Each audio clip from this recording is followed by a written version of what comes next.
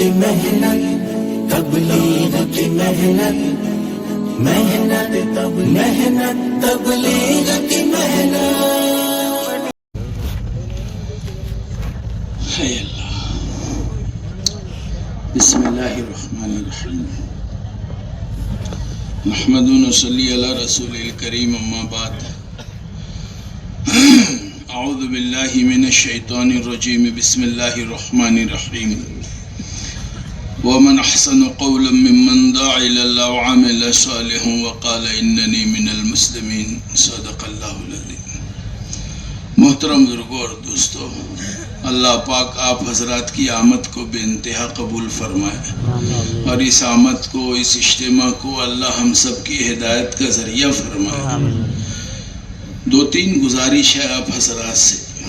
ماشاءاللہ آپ لوگ اجتماع میں آئے ہیں اور اللہ رسول کی نسبت پر آئے ہیں. اللہ کے ہاں جو بھاؤ لگتا ہے وہ نسبت پر لگتا ہے. قیمت جو لگتی ہے نسبت پر لگتی ہے. ہماری نسبت اس وقت تو اللہ رسول سے ہے. ہم اور کوئی غرض سے نہیں آئے ہیں. ہر آدمی اسی غرض سے آیا ہے کہ اللہ رسول کی بات ہوگی. تو یہ نسبت بہت بڑی چیز ہے، اور دنیا میں جن کے ساتھ یہ نسبت لگی ہے ان کی اہمیت، عظمت، ان کا تعاون اپنے اندر ہونا چاہیے کہ ہم ان کا تعاون کریں، ان کی اہمیت اپنے اندر ہو، کیونکہ یہ سب سے بڑی نسبت ہے. دنیا میں بہت ساری نسبت ہے. علاقے کی نسبت ہے، گاؤں کی نسبت ہے، خاندان کی نسبت ہے، دودھ کی نسبت ہے، خون کی نسبت ہے، برادری کی نسبت ہے. لیکن آپ دیکھو گے ساری نسبتیں محدود ہیں، چھوٹا دائرہ ہے اس کا. لیکن اللہ رسول کی نسبت یہ سب سے بڑی نسبت ہے. اس سے بڑی کوئی نسبت نہیں ہے. اور دنیا کی نسبتیں دنیا تک ہے. اللہ رسول کی نسبت ہمیشہ کام آئے گی. اس لیے اس نسبت پہ جمع ہوگا. قیمت بھی اللہ اسی پر دیں گے، بھاؤ بھی اسی پر ملے گا. دوسری نسبتوں پر اللہ کے ہاں کوئی قیمت اور بھاؤ نہیں ہے. مال کی نسبت ہے، خاندان کی نسبت ہے، حسب نسب کی نسبت ہے. ایک شخص کے دو بچیاں تھی اور اس کی بیوی تھی. اس شوہر کا اس کے انتقال ہو گیا، اس آدمی کا. اب بیوی اکیلی ہے، دو چھوٹی بچیاں ہیں اس کی. گھر میں فاقہ شروع ہو گیا، تنگی، فاقہ. ماں پریشان ہوئی کہ کیسے گزارا ہوگا، کوئی انتظام نہیں تھا. تو اس نے سوچا کہ یہاں تو اس گاؤں میں رہتے ہوئے شرم آتی ہے کہ کوئی محنت مزدوری کرے. قریب کے گاؤں میں چلی گئی. وہاں گئی، بچیوں کو باہر بٹھایا اور اندر گئی. اندر جا کے کہا کہ میں کچھ کھانے کا انتظام کر کے آتی ہوں. اس شہر میں، گاؤں میں داخل ہوئی تو دیکھا وہاں بھیڑ لگی ایک جگہ. وہاں قریب میں پہنچی تو پوچھا کیا بات ہے. کہا ایک سخی ہے، وہ لوگوں کو کھانا تقسیم کر رہا ہے، ایمان والا ہے. یہ بھی شریک ہو گئے کہ چلو کام بن گیا اپنا. وہاں گئی تو اس نے اپنی حاجت پیش کی کہ میں بیوہ ہوں، دو چھوٹی بچیاں ہیں اور کئی دن کا فاقہ ہے، ہم بھوکے ہیں، اور میں سید ہوں. سید اس کو کہتے ہیں جن کی نسبت جناب محمد رسول اللہ صلی اللہ علیہ وسلم کے گھرانے سے ہوتی ہے. تو اس آدمی نے کہا تو سید ہے، اس پر گواہ لے کر آ.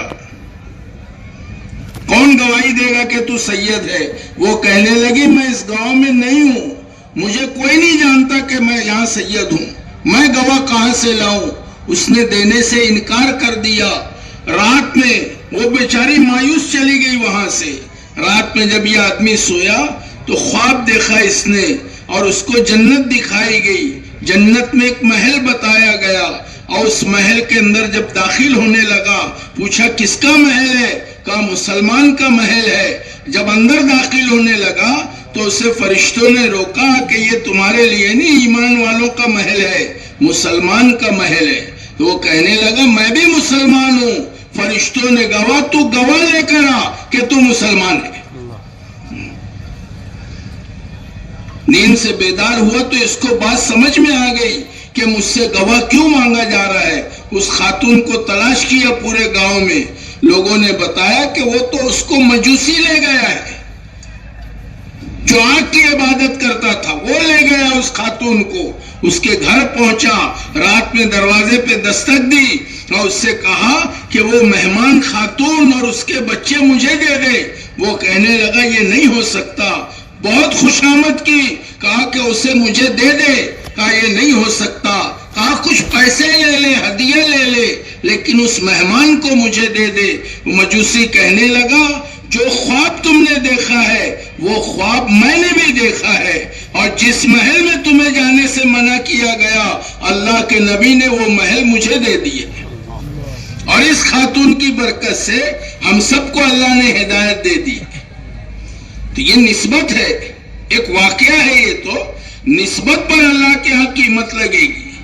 اس لیے ہم اسی نسبت پر جمع ہوئے ہیں. تو درخواست یہ ہے کہ ہم آخر تک بیٹھے، دعا تک بیٹھے، درمیان میں اٹھنے کا ماحول نہ بنائیں، خاص طور سے تشکیل کے وقت.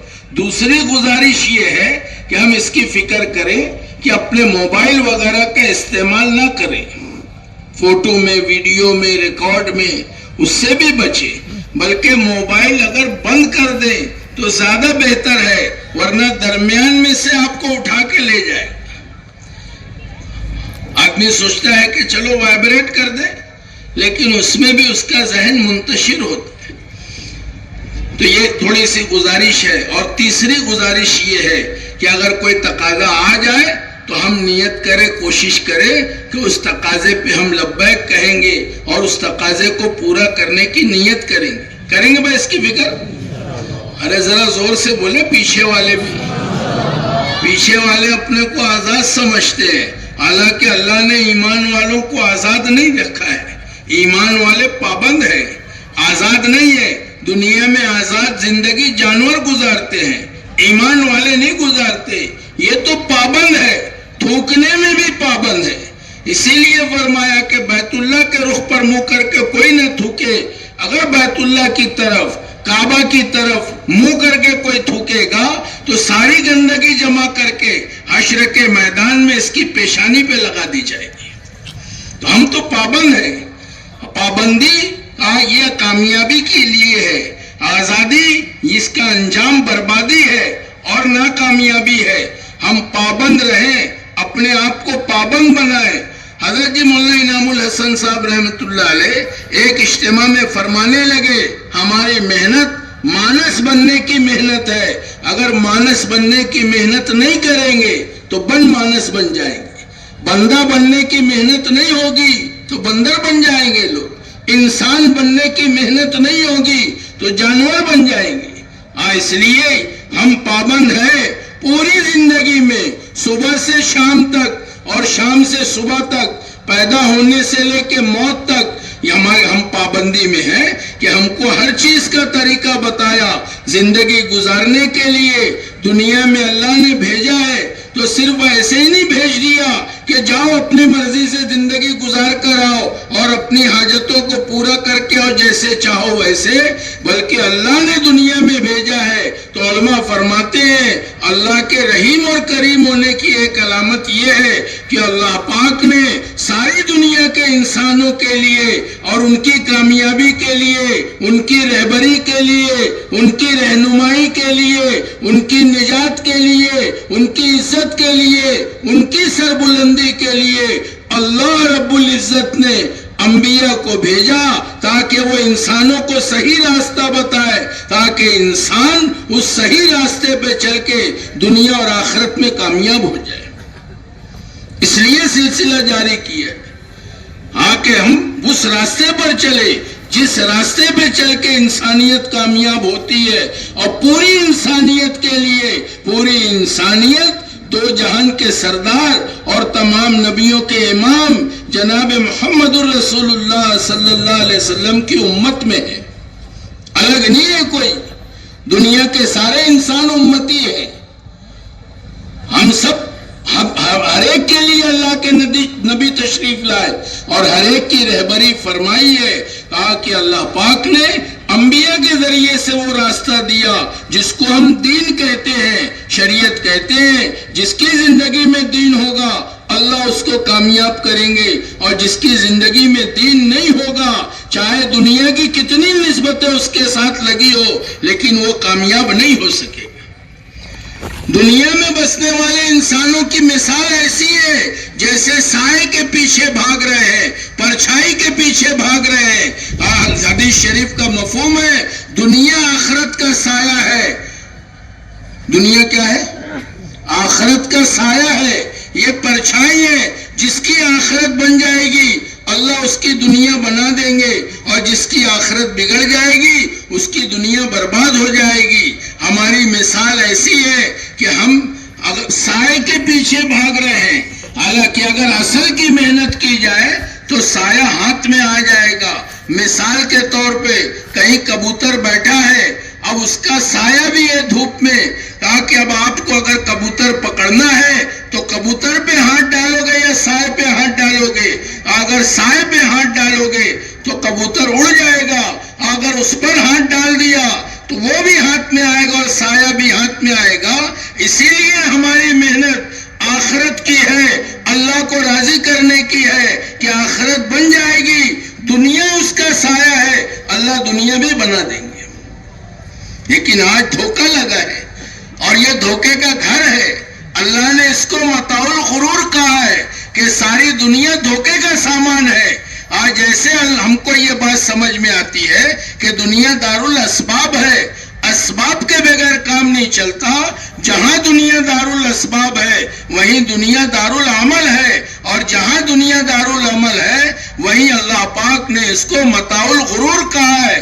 اور متاع کی تفسیر مولانا عبید اللہ بلیاوی رحمۃ اللہ اور علماء فرماتے ہیں جس کو متاع کہا ہے اللہ پاک نے، متاع وہ کپڑا ہے، متاع وہ اس کی یوں حیثیت ہے کہ جیسے عورتیں جہاں کھانا بناتی ہیں اور کھانا بنانے میں برتن پکڑنے میں جو کپڑا استعمال کرتی ہے اس کی کیا حیثیت ہے، کہا متاع اللہ نے اس کو کہا ہے، دنیا اس کو کہا ہے کہ اس کی حیثیت اس کپڑے سے زیادہ نہیں ہے۔ خود حدیث شریف آپ دیکھیں، اللہ کے نبی صحابہ کے ساتھ مدینہ طیبہ کے باہر جا رہے ہیں، اور جہاں کھان کچرا پڑا ہوتا تھا اور جہاں گندگی ڈالی جاتی تھی وہاں بکری کا بچہ مردار پڑا ہے، اور پوچھا صحابہ سے کہ اس کی کوئی اہمیت ہے؟ تو اگر اس کی کوئی اہمیت ہوتی تو اس کا مالک اس کو یہاں نہیں ڈالتا۔ اللہ کے نبی نے فرمایا دنیا اس سے زیادہ بے قیمت ہے۔ اسی لیے شیخ عبد القادر جیلانی رحمۃ اللہ علیہ فرمایا کرتے تھے، اے انسان تو دھوکے میں ہے، تو اپنا تعارف کرواتا ہے، میں زمیندار ہوں، میں کارخانے دار ہوں، میں سرمایہ دار ہوں، میں جاگیردار ہوں۔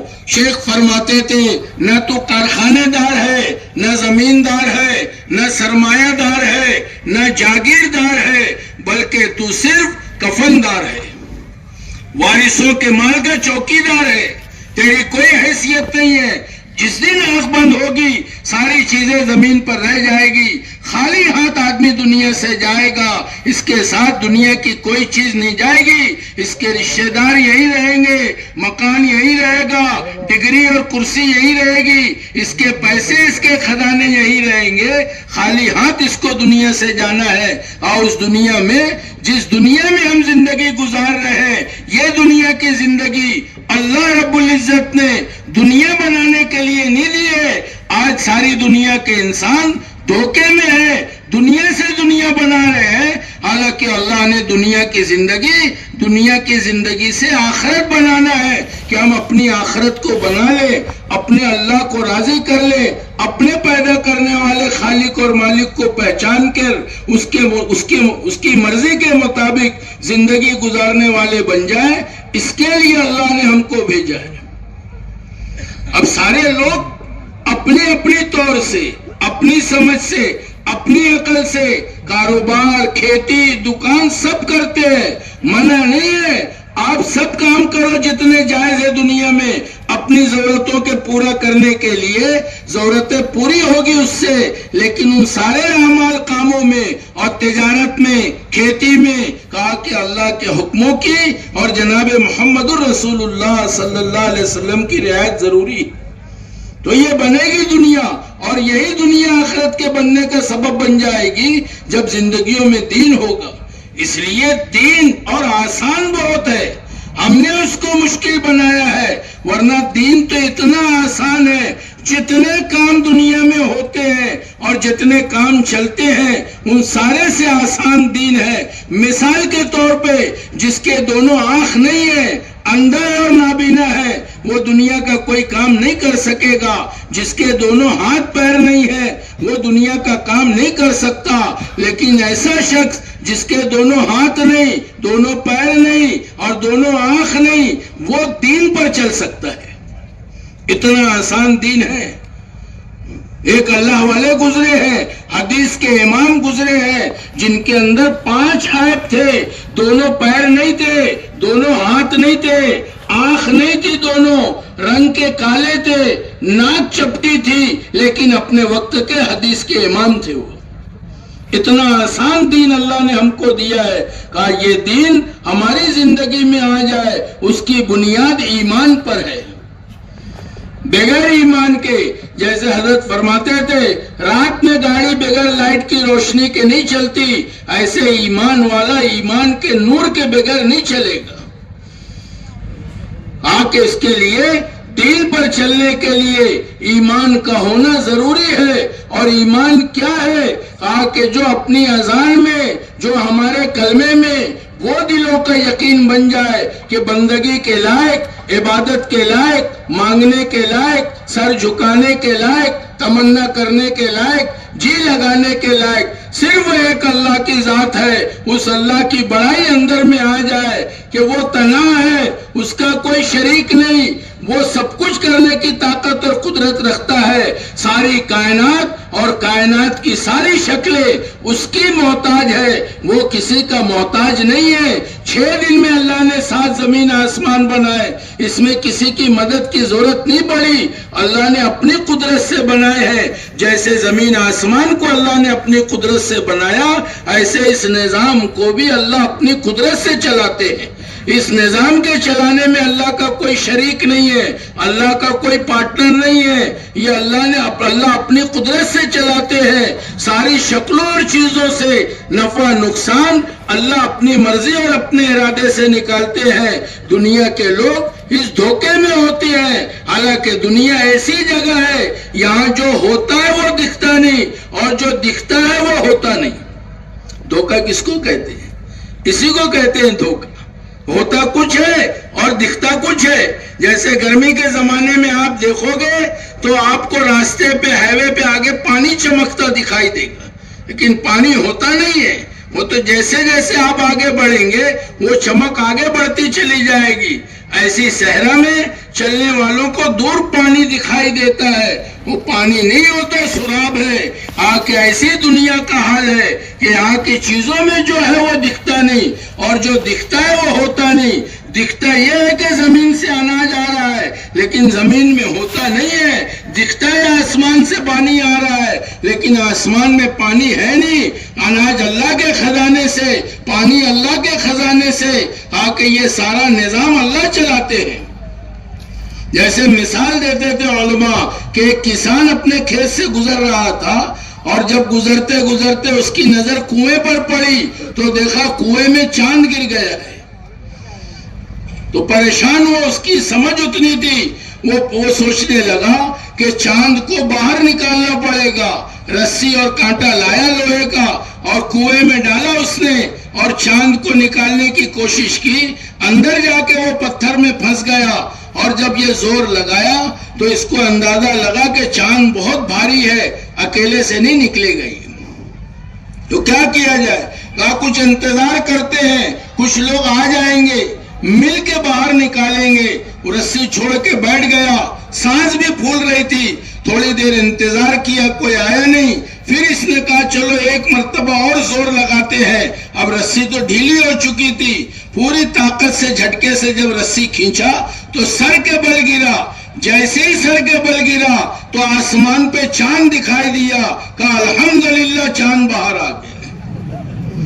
علماء فرماتے ہیں جیسے وہ دیہاتی دو دھوکے کے ساتھ چل رہا تھا، ایسے دنیا کے سارے انسان ان دو دھوکوں میں چل رہے ہیں۔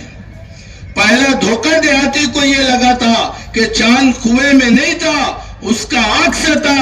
ہم کو دیہاتی کی بات پہ ہنسی آتی ہے، اپنے اوپر ہنسنا چاہیے۔ جیسے وہ عکس کے پیچھے پاگل تھا اور عکس کے پیچھے محنت کر رہا تھا، ایسے دنیا کے انسان ان شکلوں میں جو عکس اللہ نے رکھا ہے، عزت کا، کامیابی کا، بلاؤں سے حفاظت کا، ترقی کا، ہم اس کے پیچھے محنت کر رہے ہیں، حالانکہ اصل تو یہ ساری چیزیں آسمان پر ہیں۔ اور ایک دھوکہ یہ لگا تھا۔ دوسرا دھوکہ اس دیہاتی کو یہ لگا تھا، وہ سمجھ رہا تھا کہ چاند کو میں نے نکالا ہے تو باہر آیا ہے۔ ایسے دنیا کے انسانوں کو اور ہم سب کو دھوکہ ہے کہ میں کرتا ہوں تو ہوتا ہے، میں نہیں کروں گا تو کیسے ہوگا۔ کسی کی تشکیل کرو آپ، وہ کہے گا کہ میں چلا جاؤں گا صاحب، بیوی بچوں کا کیا ہوگا، میں تو کرتا ہوں، میں کماتا ہوں۔ کہا کہ میرے کرنے سے ہوتا ہے، کہا یہ میں اندر سے نکل جائے، ہمارے کرنے سے نہیں ہوتا۔ پالنے والی ذات تنے تنا ایک اللہ کی ہے۔ اللہ پاک پالنے میں کسی کے محتاج نہیں ہے، نہ باپ باپ کے محتاج ہے، نہ اسباب کے محتاج ہے۔ اسباب کو سبب کو الٹا پڑھو، یہ خود بے بس ہے، یہ مخلوق ہے۔ خالق اللہ کی ذات ہے، بنانے والے اللہ ہے، پیدا کرنے والے اللہ ہے، پالنے والے اللہ ہے، سب کچھ اللہ کے ہاتھ میں ہے۔ آج ساری انسانیت صرف پریشان اس لیے ہے کہ اپنے پیدا کرنے والے خالق اور مالک سے اس کا تعلق کمزور ہو گیا، اس سے تعلق بگڑ گیا، اس لیے ساری دنیا پریشان ہے۔ جس دن اپنے اللہ کو پہچان لے گی، جس دن اپنے خالق مالک سے تعلق صحیح کر لے گی، ساری دنیا کے مسائل اللہ اپنی قدرت سے حل کر دیں گے۔ ساری دنیا میں اس کی دعوت ہے۔ ہم یہ نہیں کہتے کہ آپ یوں کرو یا یوں کرو، یا پیسے جمع کرو یا چندہ کرو، بلکہ یہ کہتے ہیں دنیا میں آنے والا ہر آدمی اپنے اللہ کو، اپنے پیدا کرنے والے کو، اپنے خالق اور مالک کو پہچان کے زندگی گزارے اور مان کر زندگی گزارے۔ یہ اپنا پہلا کام ہے، یہ اپنا پہلا سبق ہے۔ ارے یہ سبق پالنے والا تو ماں کے پیٹ میں اللہ نے بتا دیا۔ جب بچہ ماں کے پیٹ میں ہوتا ہے، 4 مہینے کے اندر اس کی روح پڑ جاتی ہے، اللہ بچے کے اندر روح ڈال دیتے ہیں۔ ماں کے پیٹ میں 3 اندھیریوں میں رہتا ہے اور اس کی پرورش کا نظام اللہ اپنی قدرت سے چلاتے ہیں۔ ماں کے پیٹ میں کون پالتا ہے بچے کو؟ یہ تو اپنے سبق تھا، ہم بھول گئے۔ دنیا میں آتے ہی ہم آزاد ہو گئے اور ہماری بات بدل گئی کہ 3 اندھیریوں کے اندر رکھ کے ناف کے ذریعے سے پرورش کا نظام 5 مہینے تک اللہ اپنی قدرت سے کرتے ہیں۔ اس کے بعد بچہ دنیا میں آتا ہے اور دنیا میں آنے کے بعد جب تو ناسمجھ ہوتا ہے، ناسمجھ ہونے کی وجہ سے اس کے بچے کے رونے پر اللہ پاک اس کا نظام چلاتے ہیں، دوا کا، کھانے کا، پانی کا۔ صرف وہ بچہ روتا ہے، بول نہیں سکتا کہ کیا حاجت اور کیا ضرورت ہے یا کیا تکلیف ہے، صرف وہ روتا ہے۔ ماں باپ سمجھ جاتے ہیں کہ کیا مسئلہ ہے اور رونے پر نظام چلتا ہے۔ حالانکہ اتنا بے حیثیت ہوتا ہے یہ کہ اپنے پیشاب پاخانے میں پڑا رہتا ہے، اسے ہوش نہیں رہتا ہے، گندگی میں پڑا ہے، لیکن جب عقل آتی ہے، سمجھ آتی ہے تو نگاہ ماں پر جاتی ہے کہ میری حاجتیں ماں سے پوری ہوتی ہے۔ کوئی ضرورت اور حاجت آتی ہے اپنی ماں کو پکارتا ہے، لیکن یہاں بھی دھوکے میں ہے۔ تھوڑا اور سمجھ آتی ہے تو وہ سمجھتا ہے کہ ماں نہیں کرتی بلکہ باپ کما کے لاتا ہے تو ماں پکا کے کھلاتی ہے، کرنے والا باپ ہے۔ اس لیے کوئی بات پیش آ جاتی ہے اچانک، ہماری زبان سے نکلتا ہے باپ رے، اندر میں یہ اترا ہے کہ باپ کرتا ہے تو ہوتا ہے، باپ نہیں کرے گا تو کیسے ہوگا۔ جب اور سمجھ آتی ہے تو پھر اپنے آپ پہ یقین بنتا ہے کہ میں کرتا ہوں تو ہوتا ہے، میں نہیں کروں گا تو کیسے ہوگا۔ ہاں یہ دھوکہ ہے۔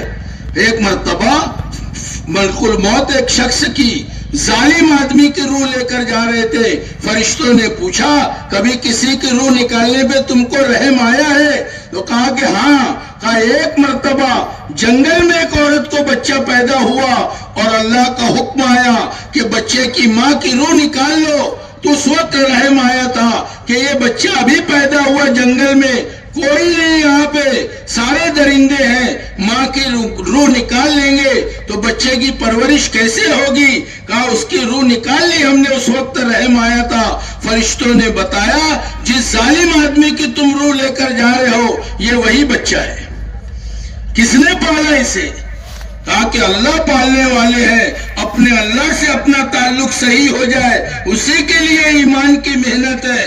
ہر ایک کے ذمے ہے، تبلیغ والوں کے ذمے نہیں ہے، خالی علماء کے ذمے نہیں ہے، مدارس والوں کے ذمے نہیں ہے، مسجد کے امام اور معلم کے ذمے نہیں ہے، بلکہ ہر ایک کے ذمے ہے کہ وہ اپنے ایمان کی محنت کرے، اپنے یقین کے صحیح کرنے کی محنت کرے، اپنے اللہ کو یاد کرے، اپنے اللہ سے تعلق صحیح کرے. سب کچھ دینے والا وہ ہے، پیدا کرنے والا وہ ہے، صحت دینے والا وہ ہے، عقل سمجھ دینے والا وہ ہے. زمین اور آسمان کا نظام وہ چلاتا ہے، اس کی زمین ہم استعمال کرتے ہیں، اس کا پانی استعمال کرتے ہیں. بارش بند کر دے ساری دنیا پریشان ہو جائے، اسی کی ہوا استعمال کرتے ہیں. دنیا میں کوئی چیز آپ استعمال کرو گے سب کا بل آتا ہے، ٹیکس دینا پڑتا ہے. 20,000 سے زیادہ سانس اللہ کی ہوا کی استعمال کرتے ہیں، اللہ کوئی بل نہیں بیچتے. یہ ساری نعمتیں اللہ کی دی ہوئی ہے. اللہ پاک نے جسم کے نظام کو ایسا بنایا، 2 گردے 2 کڈنیاں لگائی ہیں، ایک میں 10 لاکھ چھلنی، دوسرے میں 10 لاکھ چھلنی، 20 لاکھ چھلنیاں پیشاب صاف کر کے نیچے اور خون الگ کرتی ہے، خون کو اوپر کرتی ہے. اگر یہ نظام متاثر ہو جائے آدمی ڈائلیسس پہ آ جاتا ہے.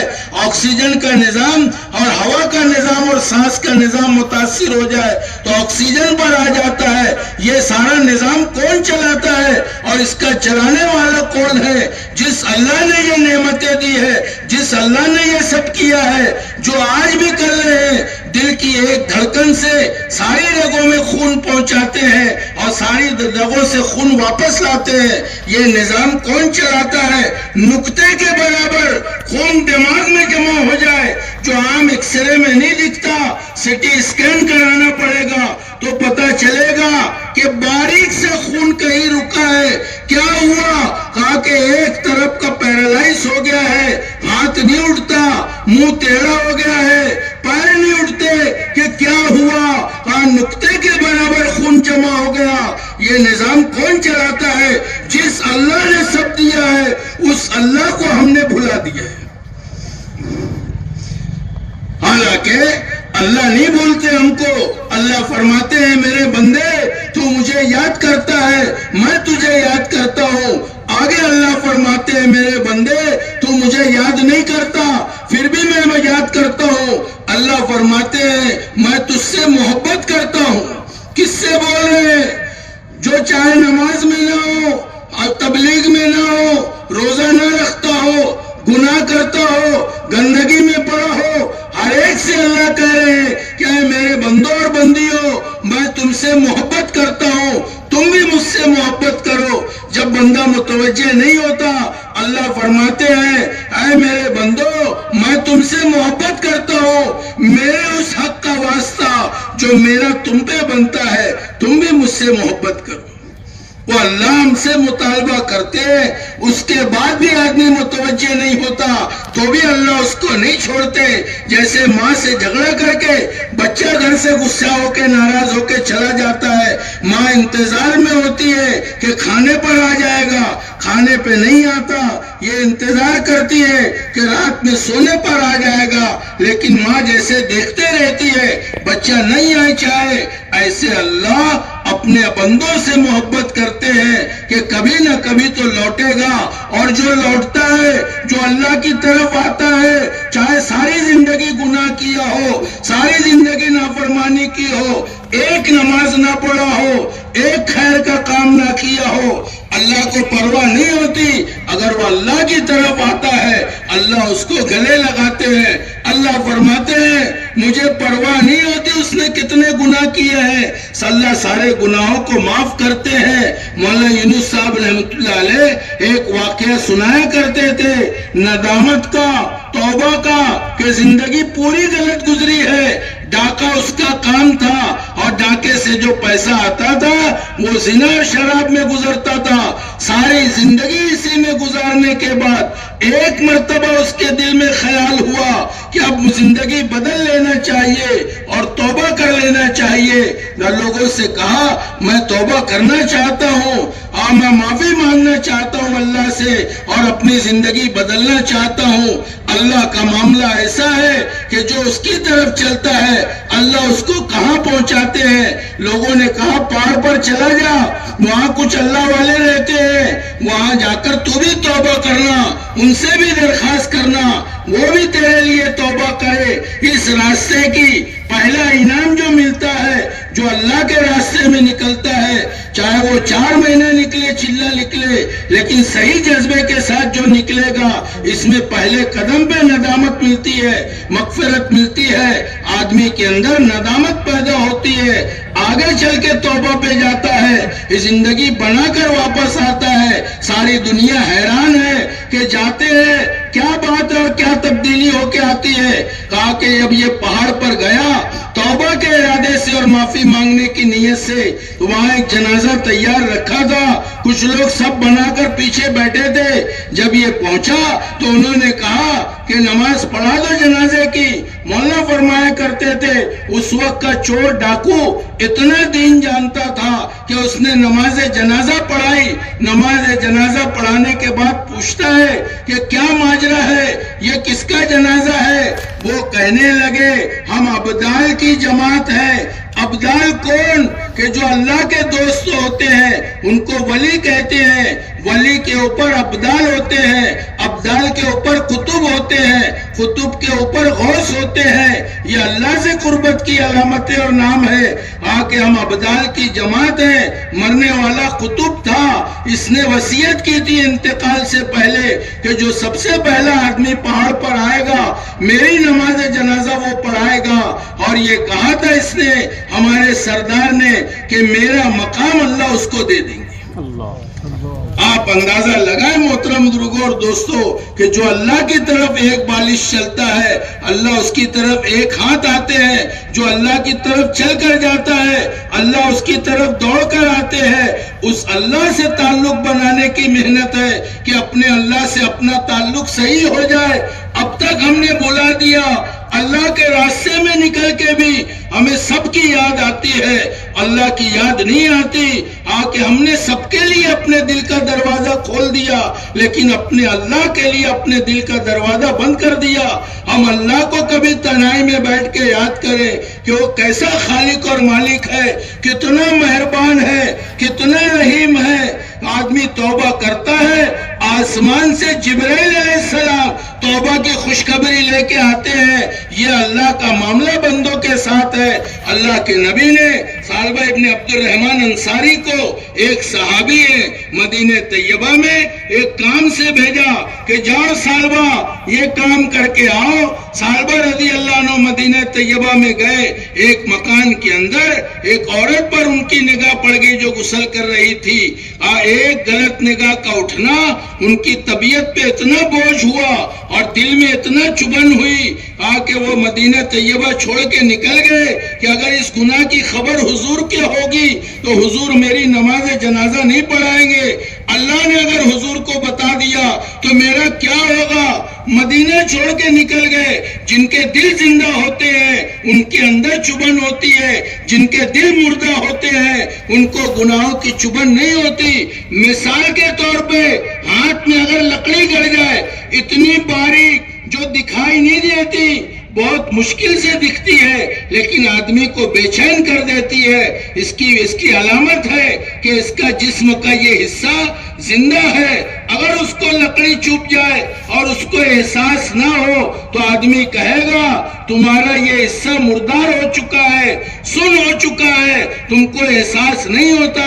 ایسے آدمی سے کوئی بھول ہوتی ہے فوراً دل میں احساس ہوتا ہے کہ غلط ہو گیا، یہ مناسب نہیں ہے، لیکن غلط ہونے کے بعد اگر دل میں چبھن نہیں ہو رہی ہے اس کا مطلب یہ ہے کہ یہ دل مر چکا ہے، اس میں زندگی نہیں ہے۔ ظاہری اعتبار سے اور جسمانی اعتبار سے چاہے یہ زندہ ہے لیکن یہ مردار ہو چکا ہے۔ ایسی توبہ کی ہے ثعلبہ ابن عبد الرحمن انصاری نے کہ جبرائیل علیہ السلام آسمان سے آئے ہیں اور اللہ کے نبی نے پوچھا کہ اللہ کے نبی ثعلبہ ابن عبد الرحمن انصاری کہاں ہیں؟ اللہ کے نبی نے بتایا خبر نہیں ہے، تو جبرائیل علیہ السلام پتہ بتا رہے ہیں اور فرما رہے ہیں کہ مدینہ طیبہ کے باہر پہاڑیوں میں، کہا کہ آپ دیکھیں وہاں ثعلبہ ابن عبد الرحمن انصاری اللہ سے معافی مانگ رہے ہیں، توبہ کر رہے ہیں، ان کو خوشخبری سنانا کہ اللہ نے ان کے گناہ کو معاف کر دیا ہے۔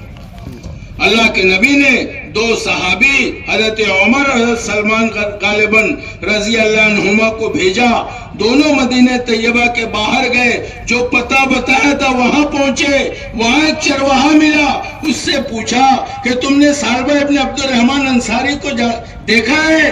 کہا میں نے تو اس نام کے کوئی آدمی کو نہیں دیکھا، لیکن ایک آدمی میں نے دیکھا ہے، جب رات آدھی گزر جائے گی ان وادیوں سے نکلے گا، جو اپنے اللہ سے بھاگا ہوا ہے، آدھی رات کے بعد نکل کے سر پہ مٹی ڈالتا ہے اور کہتا ہے کہ اللہ تو نے معاف نہیں کیا تو میری ہلاکت میں کوئی شک نہیں۔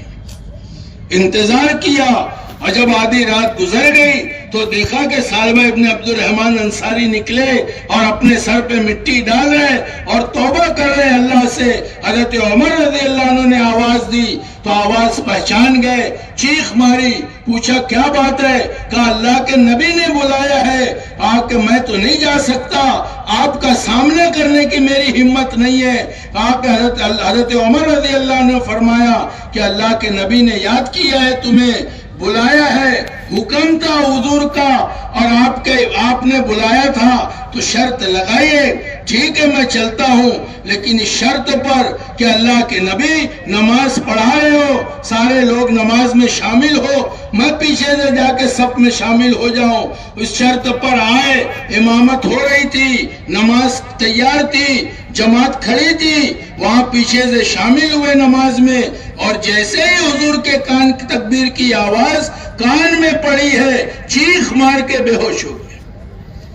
کہ یہ زندہ دل کی علامت ہے کہ آدمی کے اندر احساس ندامت پیدا ہو جائے، چبھن پیدا ہو جائے کہ جو اللہ کی طرف چلے گا، جو اللہ کو اپنا بنا لے گا، اللہ اس کو اپنا بنا لیں گے، ہم اللہ کی بات پوری کریں گے، اللہ ہماری بات پوری کر دیں گے۔ آج ہماری بات پوری نہیں ہوتی، کام پورے نہیں ہوتے، ہم الجھے ہوئے ہیں۔ حدیث قدسی کا مفہوم ہے، اللہ فرماتے ہیں اے ابن آدم تو میری عبادت کے لیے فارغ ہو جا، میں تیرے سینے کو غنہ سے بھر دوں گا، اور اگر تو ایسا نہیں کرے گا میں تیرے تفکرات کو ظاہر نہیں کروں گا اور تجھ کو تیرے مشاغل میں پھنسا دوں گا۔ ہم تشکیل کرتے ہیں، لوگ بولتے ہیں ہم پھنسے ہوئے ہیں، کام ہو جائے تو جائیں گے، مسئلہ حل ہو گئے تو نکلیں گے۔ کہا کہ یہ تو اللہ کی ذات پہ کمزور یقین کی بات ہے۔ کہا کہ ہم اللہ کے بھروسے پہ، اللہ قرآن میں اعلان کرتے ہیں کہ جو مجھ پر بھروسہ کرتا ہے میں اس کے لیے کافی ہوں۔ جیسے صحابہ نکلتے تھے اللہ کے راستے میں، کہا کہ یہ یقین بن جائے۔ اس یقین کے بنانے کے لیے کہا کہ گھر کی محنت ہے، مسجد کی محنت ہے، محلوں میں محنت ہے، اللہ کے راستے میں نکل کے محنت ہے کہ اپنے ایمان اور اعمال کی محنت آدمی کرے، گھروں کے اندر ایمان کا حلقہ لگائے، اپنی ماں بہنوں کے درمیان ایمان کی بات کرے، بچے ہمارے ایمانی بول بولے، ان کا یقین صحیح ہو جائے، ماں بہنوں کا یقین صحیح ہو جائے، اپنے مسجد میں حلقہ لگتا ہے ایمان کا، اس میں بیٹھ کے ہم سنیں، جس سے تعلق ہوتا ہے، جس سے محبت ہوتی ہے، اس کا نام آدمی بار بار لیتا ہے۔ آپ اندازہ لگاؤ اللہ جب ہم سے مطالبہ کرتے ہیں کہ ہم ان سے محبت کریں، ہمیں خبر نہیں ہے کہ وہ اللہ کتنے مہربان ہیں، کتنے رحیم ہیں، کتنا نبھاتے ہیں۔ ہم اپنی بیوی کو نہیں نبھا پاتے، مالک نوکر کو نہیں نبھا پاتا، دو چار غلطی ہوتی ہے مالک غصہ ہو جاتا ہے، عورت سے کوئی غلطی ہوتی ہے شوہر غصہ ہو جاتا ہے، بیٹے سے کوئی غلطی ہوتی ہے باپ گھر سے نکال دیتا ہے، لیکن ساری زندگی نافرمانی کرتے ہیں۔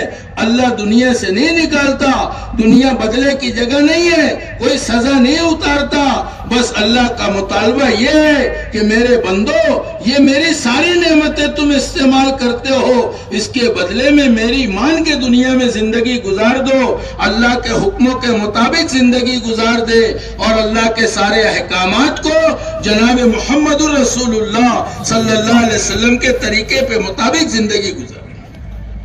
اللہ کے حکموں کو کیسے پورا کریں گے کہ نبی نے بتایا طریقہ پورا کرنے کا، آکے لیکن اس کی بنیاد یقین پر ہے، جیسے جیسا یقین ہوگا ویسا اس کا دین ہوگا، یقین مضبوط اور کامل ہوگا، دین بھی مضبوط ہوگا، یقین کمزور ہوگا پھر اگر مگر لیکن چونکہ گویا ہوگا، آکے اس لیے یقین کے بنانے کے لیے ایک محنت ہے، ایک کام ہے۔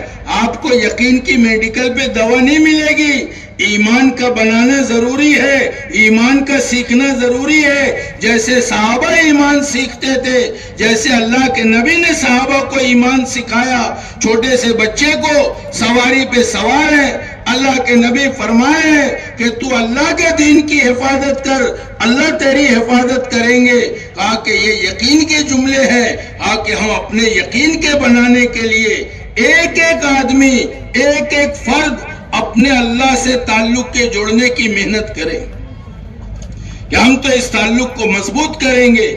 اس کے لیے ایک محنت ہے، دوسرے دعا ہے کہ اللہ سے دعا مانگیں گے۔ حضور پاک صلی اللہ علیہ وسلم کی دعاؤں میں ملتا ہے، اللہ کے نبی نے دعائیں مانگی ہے ہماری تعلیم کے لیے اور سمجھانے کے لیے کہ ایسے اللہ ایسا ایمان دے جو دلوں میں رچ بس جائے، تاکہ ایسا یقین اور ایسا ایمان اپنا بن جائے۔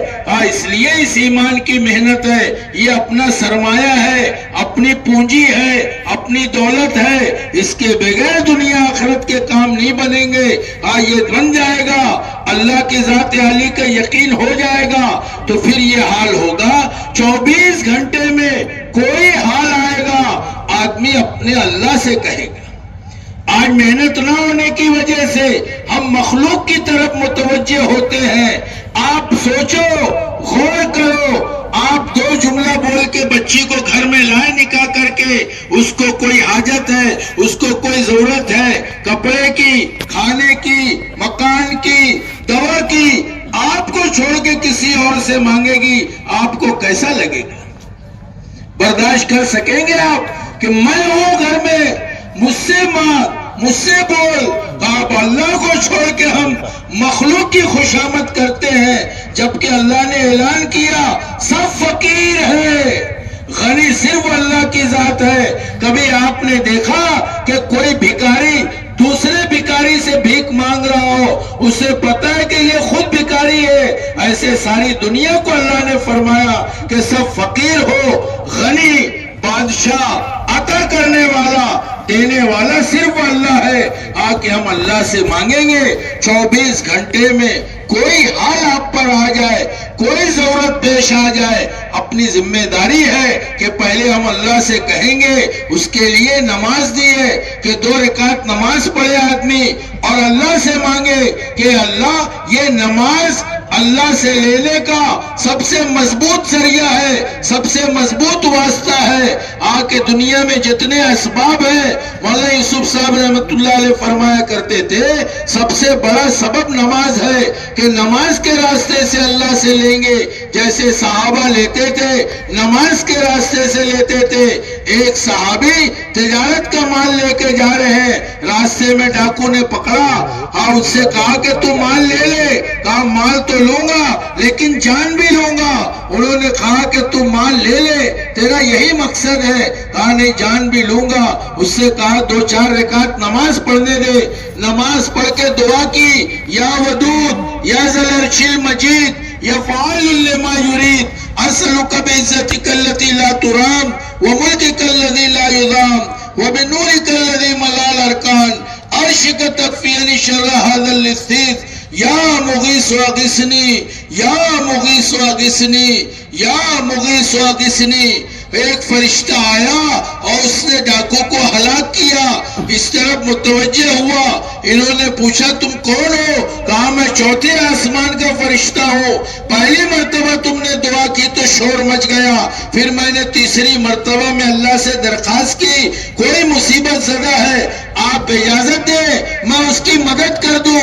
اور خوشخبری فرشتے نے سنائی ہے، کوئی مسلمان دین کامل اور مکمل ہے، آپ کو کہیں جانے کی ضرورت نہیں ہے۔ خوشخبری سنائی ہے، کوئی مسلمان کو کوئی حاجت ہو، کوئی ضرورت ہو، 2-4 رکعت نماز پڑھ کے اس دعا کو پڑھنے کے بعد جو دعا مانگے گا اللہ اس کی حاجت کو پوری کر دیں گے۔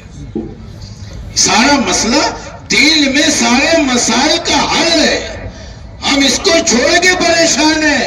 آپ پکڑ کر دیکھو، زندگی میں داخل کر کے ہم دیکھیں دین کو کہ اللہ پاک دنیا کیسی بناتے ہیں، عزت کیسی دیتے ہیں، کامیابی کیسی دیتے ہیں، راحت اور سکون کیسے دیتے ہیں۔ ورنہ حال یہ ہے کہ اوپر سے شیروانی ہے، اندر سے پریشانی ہے، اوپر سے مالدار ہے، اندر سے قرض دار ہے۔ یہ سب دھوکہ ہے، یہ جتنا دکھاوا ہے یہ سب دھوکہ ہے، اندر معاملہ کچھ اور ہے۔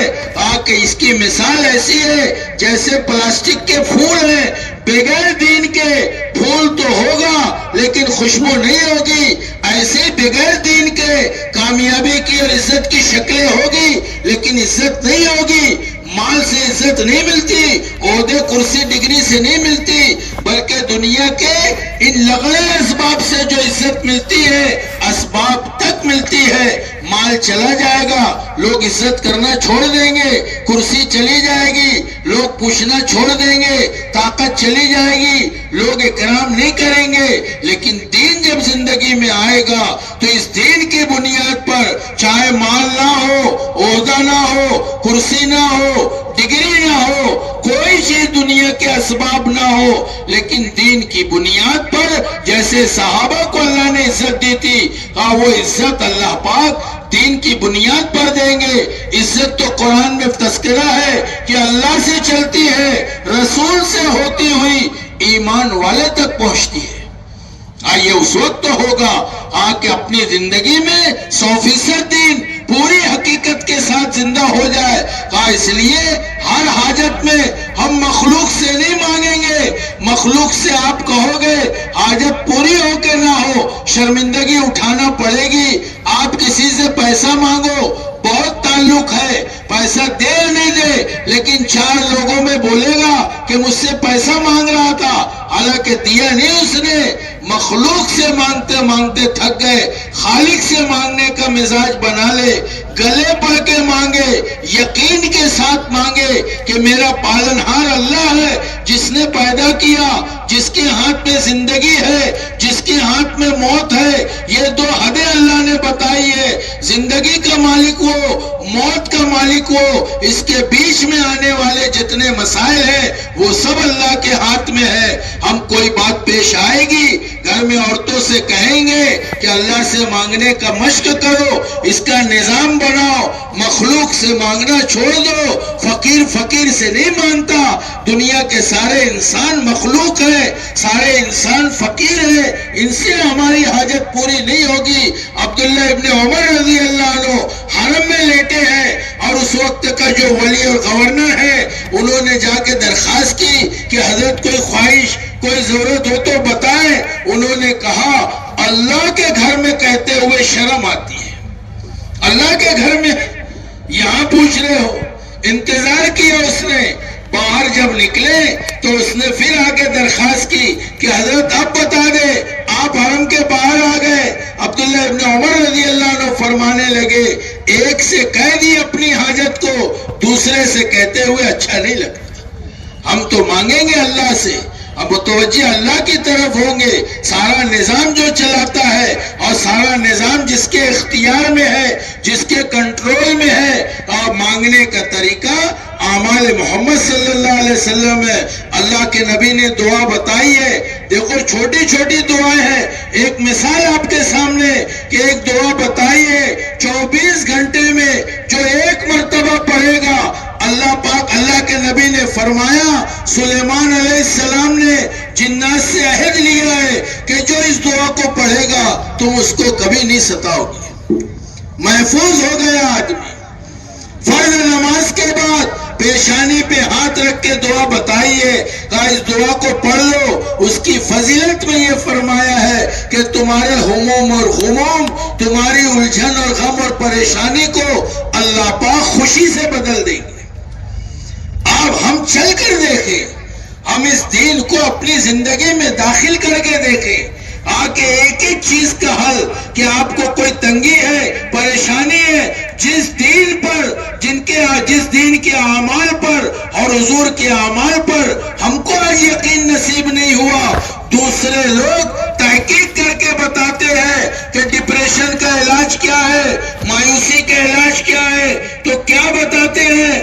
دوا نہیں, بلکہ جن لوگوں نے تحقیق کی ہے, بڑی بڑی کتابیں لکھی ہیں, اس میں بتایا کہ جو مایوس ہے, جن کو ڈپریشن کی بیماری ہے, جو احساس کمتری کا شکار ہے, ان کے لیے تہجد کی نماز ہے کہ اللہ پاک اس بیماری سے ہمیشہ نجات دے دیں گے.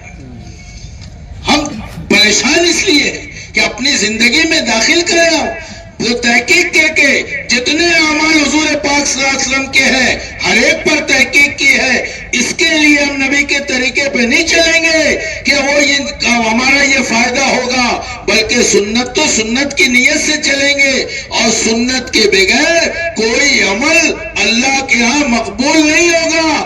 آپ دھوکے میں مت رہنا کہ ظاہر کی کوئی ضرورت نہیں ہے, ظاہر جیسا بھی ہو, دل تو میرا صحیح ہے, میں کسی پہ ظلم نہیں کرتا, بس لباس ایسا ہے, میرا چہرہ ایسا ہے, میں کسی کا حق نہیں مارتا. نہیں, ظاہر بھی صحیح ہو اور باطن بھی صحیح ہو. ظاہر کا صحیح کرنا بھی ضروری ہے اور باطن کا صحیح کرنا بھی ضروری ہے. ظاہر کے اثرات باطن پر پڑیں گے کہ اپنا ظاہر صحیح ہو جائے. اس لیے ضروری ہے, آپ دیکھو چوراہے پر ڈریس میں آدمی کھڑا ہوتا ہے, اس کے ساتھ پوری حکومت کی طاقت ہے, ہاتھ دیتا ہے ساری گاڑیاں رک جائے گی کہ کیا بات ہے, خالی ڈریس کی حیثیت ہے. آپ بغیر ڈریس کے کھڑا کر دو کسی آدمی کو چوراہے پہ, ہاتھ دے گا.